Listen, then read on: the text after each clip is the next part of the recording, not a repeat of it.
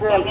এমন অবস্থায় 19 অক্টোবর থেকে প্রতিবন্ধী চাকরি প্রত্যাশীরা ঢাকা শান্তিপূর্ণ শিক্ষক, ছাত্রছাত্রী ও আজকের এই মানবিক প্রাঙ্গণ মাতার কণ্ঠ হয়ে বন্ধুগণ, বাংলাদেশের সংবিধান আমাদের প্রতিশ্রুতি দিয়েছে প্রত্যেক ব্যক্তির অধিকার ও সুরক্ষা আইন এবং জাতিসংঘের প্রতিবন্ধী ব্যক্তির অধিকার বিষয়ে প্রণয়ন করে প্রতিবন্ধী ব্যক্তিদের কর্মক্ষেত্রে অন্তর্ভুক্তি নিশ্চিত করা হোক।